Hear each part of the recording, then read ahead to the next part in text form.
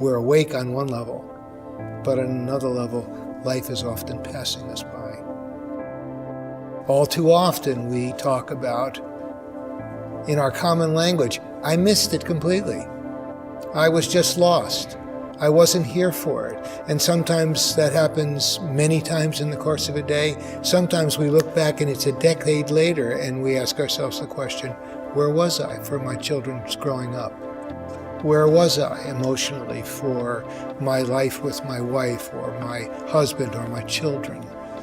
So there's something very poignant about the present moment, since it's always now. All of the stresses in our lives happen now. All the decisions that we have to make in our lives happen now. And yet often enough, we're living in the past, or we're living in the future, but the past is gone. The future hasn't arrived. But now is right here. This is when we hear the sound of the birds. This is when we feel the caress of our child's hand against our face. Mindfulness is a way of beginning to become more attentive to the present moment, to the actuality of being alive, and maybe even more importantly, participating in that act of being alive.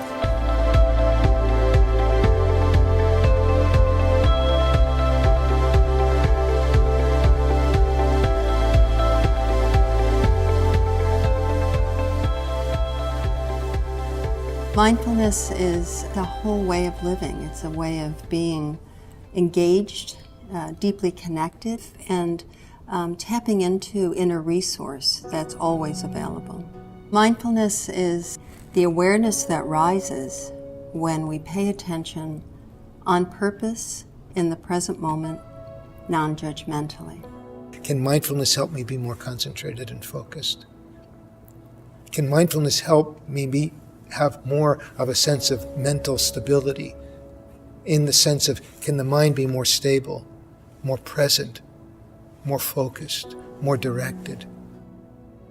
When we first wake up in the morning, it might be worth taking a few moments to stop while you're lying there in bed. Take a few breaths.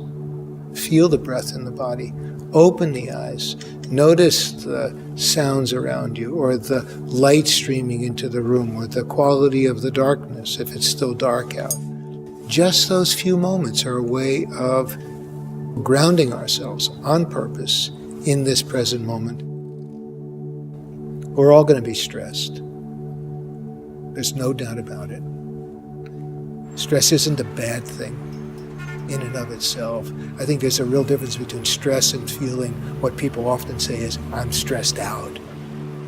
Mark Twain said, my life has been filled with terrible tragedies, most of which never happened. And what he was really pointing to in his own unique way, I'm catastrophizing all the time. I'm thinking about things way out in front of me that have never happened. I'm speculating about what will happen, but they haven't happened. There are many things that are stressful to many of us, but even inside that, there's going to be individual differences. Knowing your own self can help so much. It's like saying, when I'm in busy traffic, I tense up. So knowing that can help you not have to just fall into the same old reactive pattern. Then there's meeting it skillfully. You might even say tools to meet stress, to meet tension in the body, to meet thinking that feels overwhelmed.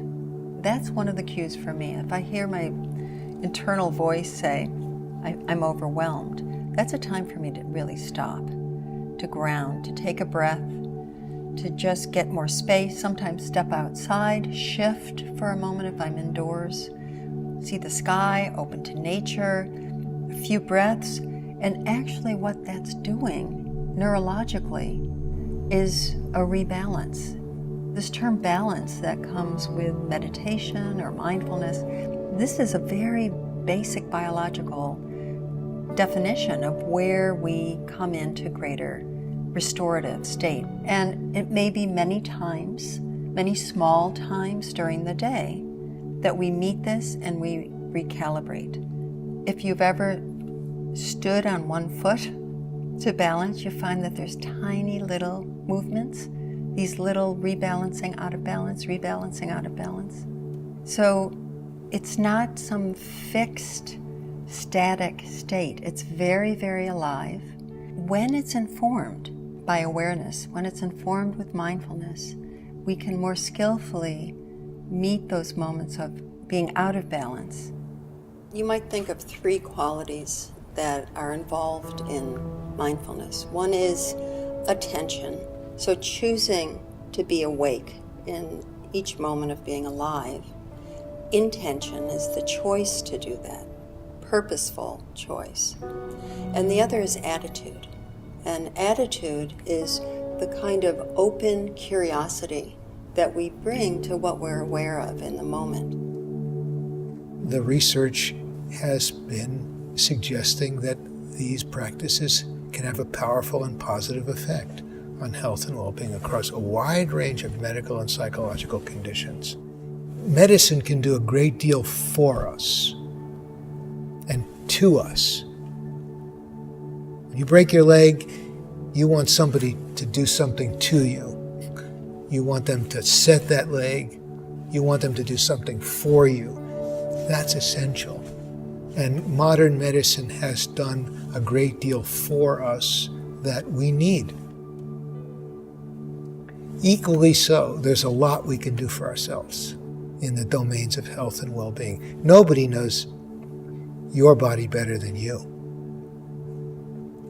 And we know as well that about 80 or 90% of our sort of ongoing illnesses are lifestyle related.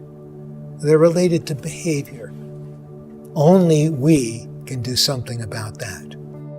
I don't think there's any doubt any longer that the human being, the person, is at the center of their own health and wellness. And that's what we mean when we talk about participatory medicine, is that you want to be a spectator, your health will pass you by.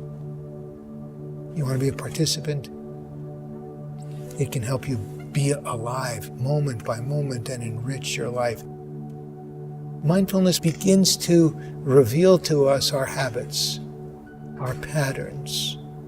Mindfulness is a very good training ground for developing that kind of buoyancy, that kind of stability, that kind of capacity to catch ourselves when we're just moving off into our usual conditioned activities or habits or patterns and saying, wait a second, or we don't always catch ourselves.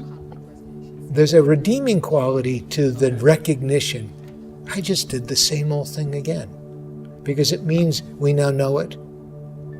And so our capacity not only to handle situations differently in the moment is important, but our capacity to, if you will, recover or notice when we've just gone down the same old road we've always gone down. So if we take those as learning moments, which is really a moment of mindfulness, when we're learning from it, because we know it. It's just not automatic any longer. We now know it.